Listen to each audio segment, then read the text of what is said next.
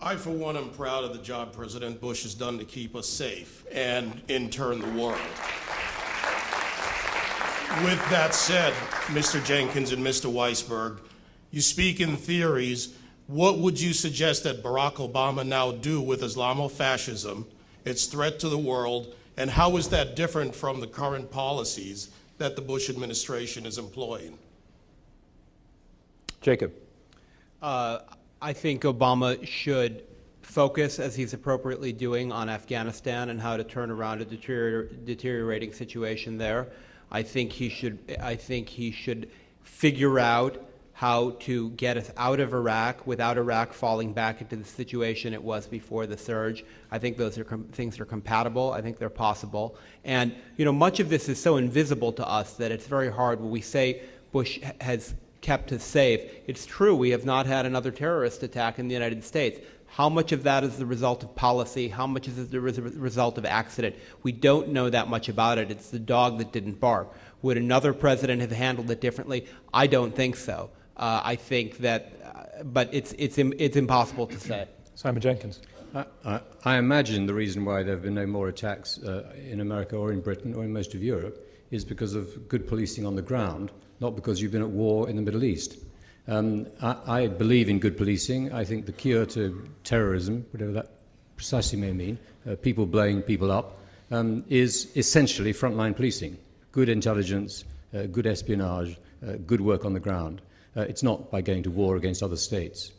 But the phrase Islamofascism, so easily bandied about from this side of the Atlantic, and I may say from Europe, when you travel in these countries, the relentlessness of the assumption that every Arab, every Muslim is a crypto-Islamofascist, and the evidence you give of it by going and invading some of their countries is the surest possible way to turn them into hostile.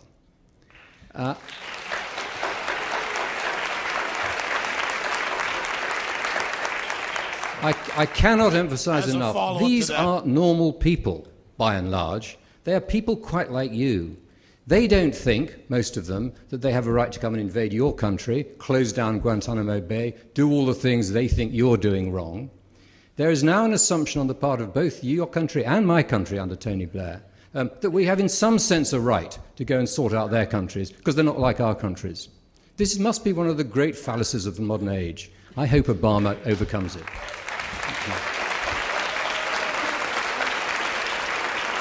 Sir, did you get your answer? Yes, I did. I didn't ascribe the term Islamofascism to every... Can you begin again, please? I didn't ascribe the term Islamofascism to everyone who's a Muslim or in that part of the world. I'm speaking about a specific group of people who have no intent but to do all Westerners harm.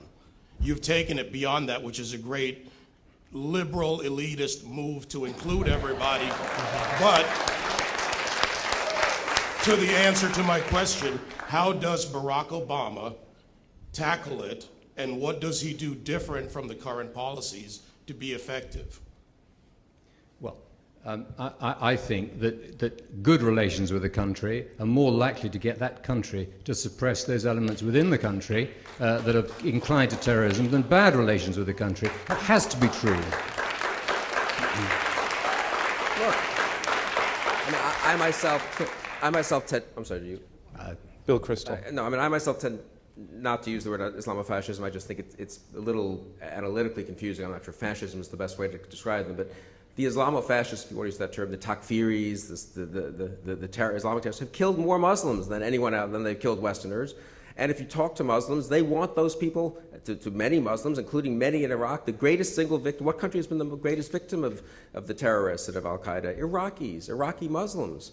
And they are grateful now that they are going to be able to vote in 2009 in regional elections and in national elections and have a shot at not having a horrible dictator who himself murdered hundreds of thousands of people, or not being dominated by ghastly Islamofascists, if you want to use the word. But I do think, I sort of agree with the question in that sense. Precisely using the term Islamofascist separates, the reason you use the term is precisely to say that's not all of Islam, that's a little part of it, which unfortunately has been ascendant, and if not resisted, will become more ascendant, and we need to help people resist it. We can't stand back and say, hey, none of our business. Afghanistan, Taliban takes over. So tough on you, you know, and Saddam, tough on you guys, and I guess in Sudan it's tough, and other places it's tough, and the Iranian civil society gets suppressed, and I guess we just can't say anything, and we just say, hey, that's the way they want to live in that part of the world. I mean, that is really what the Council, I think, of the sort of realists who think they are going to improve America's standing in the world, and in fact will correctly call down condemnation on America, as has happened in the past, incidentally. One of the things that encouraged radicalism in the Middle East was the sense that we were standing aside and supporting dictators out of narrow self-interest. The single greatest harm we did to ourselves was stepping back in '91. We went in to kick Saddam out of Kuwait, which was correct. We needed to do so for strategic reasons, and then we abandoned the people of Iraq when Saddam turned on them. I don't think that's something to be proud of, and I very much hope, actually, that Barack Obama does not revert to that kind of foreign policy. I'd like to quickly return to a question about why was America kept safe for 7 years. We were given two answers. One was luck, and the other was that any other president would have handled it the same way. Now, luck does come into play, but luck works when you have the kind of attitude that this president has, which is he's going to stay on the offense, so we fight him over there, and we're going to use every intelligence tool at our disposal to find out what they're up to. That is why we broke some of the plots that you know about publicly.